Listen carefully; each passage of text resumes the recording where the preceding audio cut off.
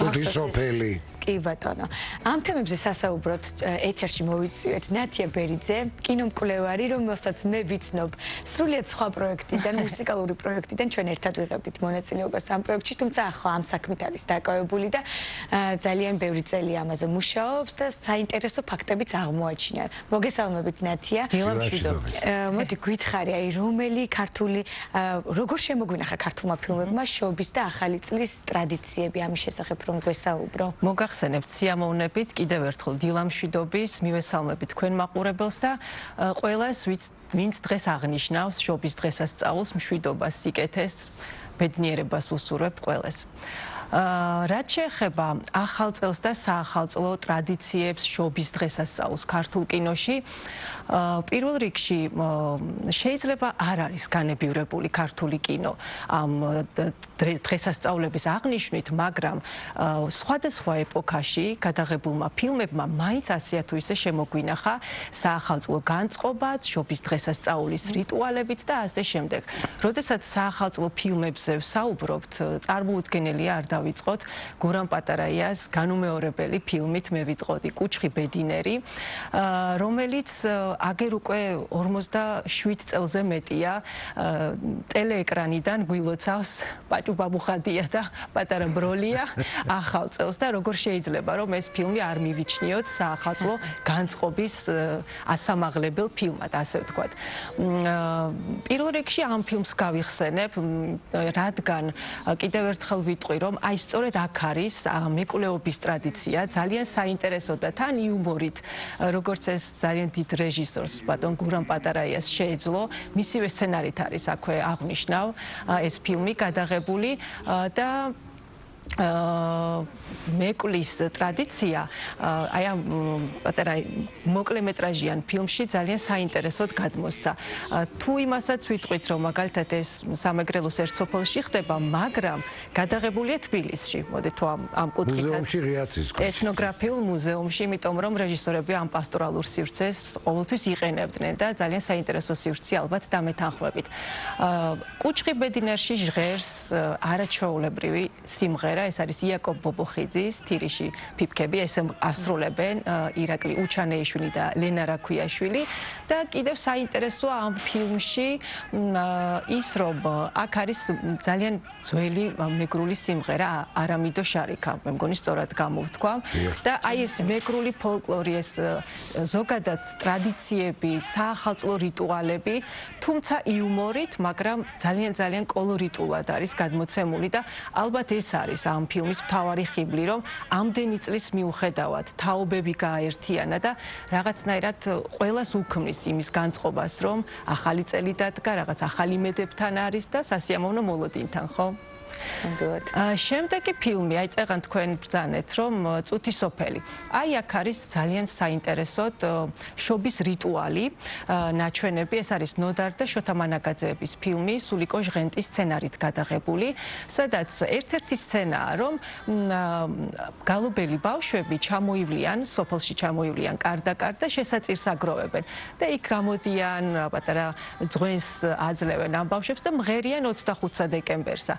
იქ ერთ-ერთ სცენაშია კიდე დიდი არტისტი თენგიზ არჩვაძე თეთრგვარდიელის როლში რო არის კი ბატონო. და ეს არის გაცოცხლებული, ეს არის 70-იანი წლების დასაწყისში გადაღებული ბევრად უფრო ადრე, ვიდრე კუჩხი ბედინერი და აი აქ შემოინახა ზუსტად ამ ფილმმა ეს შობის უძველესი ტრადიციული რიტუალი. მე ვფიქრობ, რომ კინო მოყვარულებს ახსოვთ ეს ფილმი, თუ არ უნახავთ, აუცილებლად ვურჩევ, იმიტომ რომ ერთ-ერთი საუკეთესო იყო სოფიკო ჭიაურელის და არაერთი პრიზი აიღო ამ ფილმმა და ქალბატონმა საუკეთესო შესრულებისთვის. კი, არაჩვეულებრივი ფილმია.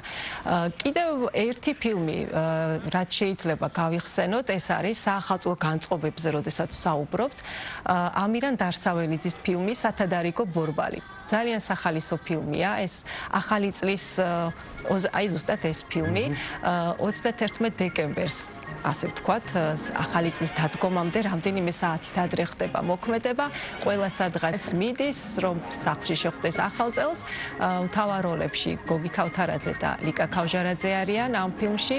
ეს არაჩვეულებრივი ეპიზოდია, სხვათა შორის ძალიან სახალისო ეპიზოდი და დიახ, ეს არის კადრები ზუსტად ამ ფილმიდან და ესეც ერთ-ერთი საახალწლო ქართული ფილმია. შეიძლება წეღანაც ვახსენე, არ ვართ განებიურებული. ჩვენ წარმოებაც არ გქონდა ისეთი მასშტაბის, რომ ყოველ წელს გადაეღოთ ახალ წელზე და შობაზე ფილმები, მაგრამ რაც გვაქვს ძალიან დამახასიათებელი, ნამდვილად. უნდა აღვნიშნოთ კინომუსიკაც, ხო? ნამდვილად. რაც შემონახულია სანამ მუსიკაზე გადავალთ, ბაბათი შეგაწყვეტინე. მე მაინც მინდა ჩემი სახალხო განწყობა ძალიან ბევრი ფილმი ქმნიდა. შეიძლება თვითონ ფილმი არ იყო უშუალოდ ახალ წელზე, ან რაღაცა ეპიზოდები იყო გამოყოფილი. შნო თუ გახსოვთ ესეთი ფილმი. ისიც ახალ წელს გადიოდა. და ეს აი 70-იან წლებში გადაღებული ფილმები, როდესაც ერთად გამოდი მაშინ როცა ერთი არხი არსებობდა, მაშინ და მაყურებელი ამ ერთ არხზე იყო და ამას უცებ განახებდნენ ყველას.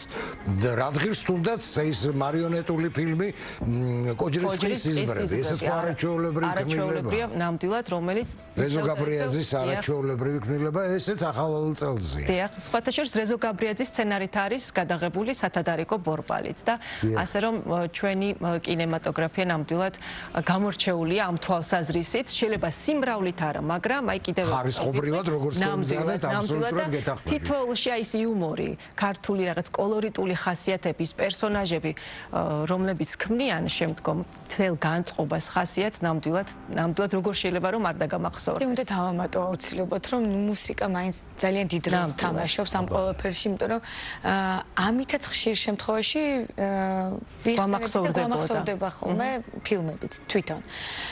და ალბათ განწყობასაც ქმნის.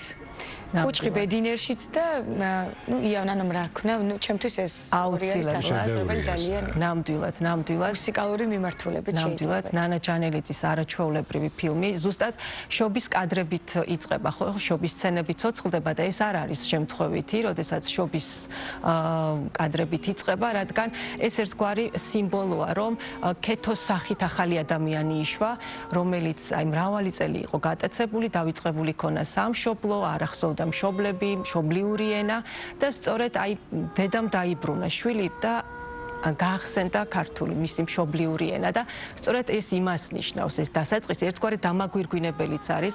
გალბატონმა ნანამ ერთხელ ჩემთან საუბარში აღნიშნა, რომ ერთგვარი დამაგვირგვინებელია ეს სცენა, რომ იმიტომ იწყება ამ სცენით, რომ ქეთოს სახით დაიბრუნა დედამ შვილი. და ნამდვილად აქ რომ ვახტანგ კახიძის უნდა ვახსენოთ შობის საგალობელი, რომელიც სრულიად ფანტასტიკური მუსიკალური შედევრია, რომლის გარეშეც მე მგონი შობა უკვე წარმოუდგენელია, ხო, შობის დღესასწაული ამ მუსიკალურ. გარდა საშობაო სიმღერების, ანუ კიდევ ბევრი ფილმი არის, ასე ვთქვათ, შემდეგ მიუზიკლებიც გაკეთდა ამ სიმღერების მიხედვით და ეს ალბათ ყველას ყურში ალბათ კარგად ახსოვს და გამახსოვრდება ძალაუნებურად. ვერისუბნის მელოდიები არის, სადაც ძალიან ბევრი მუსიკალური ნომერი არის, ასე ვთქვათ. ის განსაკუთრებით როგორც დავდება, რომელიც ქმნის არაჩვეულებრივ აი ამ განწყობილებას. აი ახლა ეკრანზეც ვხედავთ. ანაბანას ძალიან ბევრი სიმღერა ისეთი დასამახსოვრებელი ამ ფილმში. და გამოგვრჩა ერთი ძალიან საინტერესო ფილმი ნეილონის ნაძვის ხე. აუცილებლად. მთელი ფილმი მიდის კონფლიქტის ფონზე და უცებ სხვა ავტობუსი ჩამოილის, სადაც არის განათებული ლამასისა და ეს არის გადამდები, კიდევ ერთხელ აი როგორც ჩანს, რომ ეს კარგი განწყობა არის გადამდები, სიკეთე სილამაზე და ამათაც რო გადაედებათ მერე აი ეს. თუმცა ეს ფილმი, ბოდიში რომ გაწყვეტინებთ, ეს ფილმი უფრო რეზოესაძე უფრო მეტი მეტაფორებით და ალეგორიებით დატვირთა. შეიძლება ეს ჩვენ გვიქმნის საახალწლო განწყობას, მაგრამ აქ ნეილონის, აქ ხელოვნური ჩაკეტილი სამყარო ერთმანეთისგან გაუცხოებული ადამიანები და ეს სიცივეც ერთგვარი მეტაფორა. აკაკი ბაქრაძეს აქვს სხვათა შორის ძალიან საინტერესო რეცენზია ამ ფილმზე. სიცივეც პერსონაჟიაო ამ ფილმში, იმიტომ რომ ერთმანეთისგან გაციებული ადამიანები არიან და იმიტომ დაუკავშირა ეს ყველაფერი თითქოს საახალწლო მოლოდინს და ახალი წლის შეხვედრას, რომ ყველა სადღაც ეჩქარება, ხო და ეს ავტობუსიც ერთგვარი მიკრომოდელია. და გვერდით რო ჩამოულის განათებული ბოლოს ფინალში. აი ამის ჩამოულა და როგორ შეიძლება სიტუაცია თვითონ ავტობუსში. დიახ, აი ერთ-ერთი გამორჩეული მხატვრული ფილმია ნამდვილად რეზო ესაძის ნეილონის ნაძვის დღე და არ მინდა გაკვირით აღვნიშნოთ ანი წეღანშენ ახსენე მიუზიკლი ვერისუბნის მელოდიები და მოდით ნება მიბოძეთ რომ დაუბრუნდეთ ცოტა ხნით, რადგან ერთ-ერთი საუკეთესო მიუზიკლია, მე ვფიქრობ, სოფლიო მიუზიკლების მასშტაბით, მოდით ვიამაყოთ ჩვენ ვერისუბნის მელოდიებით, რადგან ეს მიუზიკლი სხვათა შორის ძალიან მიუზიკლამდე ძალიან დიდი წარმატებით იდგმებოდა ქართულ თეატრალურ სცენაზე. ეს იყო გერჰარდ ჰაუპტმანის წავის ქურქი, რომელიც კოტე მესხმა მელანია ზოინების სახელწოდებით გადმოაქართულა და იდგმებოდა ძალიან დიდი წარმატებით თეატრალურ სცენაზე და შემდეგ უკვე როდესაც გიორგი შენგელაიამ გადაწყვიტა მიუზიკლის ჟანრშიც ძალები მოესინჯა, ანზორ სალუქვაძესთან ერთად დაიწყეს მოძებნა ძველი თეატრალური დადგმების და შეიქმნა ამ მოტივებზე. ვერ ვიტყვი რომ ყველაფერი ეს რა თქმა უნდა ინდივიდუალურად კინოსცენარი უკვე სხვა მასშტაბებს მოიცავს და რაღაც ეპიზოდების დამატებებსაც და აი ასე შევიდა აქ შობის სცენა და ეს ყველაფერის ამბავი, ამ გოგონების ამბავი, რომ ბოლო-ბოლო ტანც კლასში მიიღებენ ინოჩენცის ტანც კლასში, საშობაო საჩუქარია ხო ამ ბავშვების და რაღაცნაირად ეს შობის დღესასწაულიც მოეფინა ამ არაჩვეულებრივ მიუზიკს, სადაც ბღერიან 25 დეკემბერს ალბათ გახსოვთ.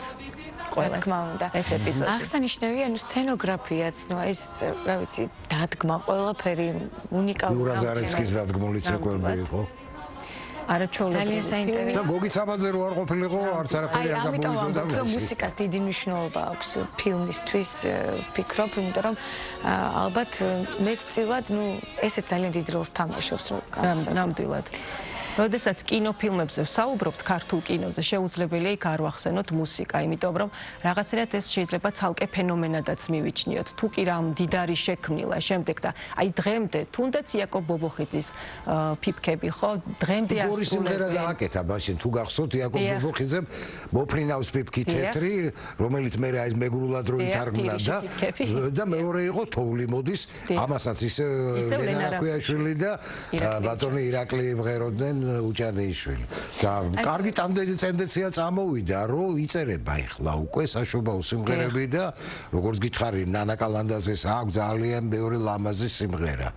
არაფერს არ ვამბობ დანარჩენებზე იგივე მამუკა ჩარკვიანის ათოვ და ზამთრის ბაღებს. აქაც ახალი წელი შეიძლება ზუსტად ახალი წლის ტრადიციებზე არ არის და ნამდვილად არ არის ეს ფილმი, მაგრამ ეს ახალი წლის დასაწყისი ერთგვარი სიმბოლო აქვს მთავარი გმირის, რომელსაც ირაკლი ხიზანიშვილი ასრულებს, აი პიროვნების და საკუთარი აღმოჩენის რაღაც ახალი წელი ხო ახლის ძიების პროცესია, რაღაც ახლის მოლოდინია და ეს ერთგვარ ფილოსოფიურ ხასიათს ატარებს გიორგი ლევაშოვ-თომანიშვილი ამ ფილმის რეჟისორი, ამასაც ვურჩევ თუ კი არ უნახავს მაყურებელს, ძალიან კარგი. რეზო ჩხეიძის ეს არაჩვეულებრივი ფილმი, ახლა შეიძლება კომუნისტური სულისკვეთებით იყო გადაღებული რაიკომის მდივანი მშობლიურ შემომიწევდა. თუ გახსოვთ ერთ-ერთი სერია მთავრდება იმით, რომ ახალი წელი დგება და უცებ წყალიც არ მოდის, დენიც გაწყდება და ბოლოს უკვე ყველაფერი რო გადაწყდება და არაჩვეულებრივი ლამაზი კადრია, როდესაც თემურ ჩხეიძე ხიძე მოდის და უკან ეს წარმოსახვითი ქვემო ქართლის ერთ-ერთი ქალაქი როგორ ზეიმობს ახალი წლის მობრძანებას. დიახ. ხო, მოკეთ ბევრი ფილმი არის, მე მგონი ძალიან დასამახსოვრებელი. ყველას გვახსოვს და ეს სიმღერებიც შემდგომ უკვე, რა ვიცი, ნანი ბრეგვაძეს ძალიან ბევრი სიმღერა აქვს შესრულებული ამ ფილმებისთვის და ასე შემდეგ. ძირითადად საშობაო და საახალწლო სიმღერებს შევეხეთ. შეიძლება წავითრი პაჩო. კი ბატონო. ჩვენ გადავიღეთ ექიმებმა მაშინ საახალწლო ესეთი ფილმი გასეირნება ნაძვიაში, რომელიც მარტო საახალწლო იმ წლის 2014 დიდი ხანი გავიდა უკვე, იმ წლის საუკეთესო კინოკონცერტად იყო მიჩნეული. სადაც ლაშა ღლონტი, გოგიტა გეგელაშვილი, პეჩო და ექიმები გამოირჩევით მუსიკალური ექიმები არ ხუმრობენ. მოკეთ ასეთი საინტერესო ეთერი გამოგვივიდა მე მგონი. იმიტომ რომ არაჩვეულებრივი სტუმარი ვყავდა. ნამდვილად. დიდი მადლობა. მუსიკის მიმართულებაც, ფილმების გავიხსენეთ ყველაფერი და გისურვებთ ბედნიერ დღეს და რა ვიცი, საუკეთესო სურვილებით გემშვიდობებით. მოვალ შეხვედრამდე.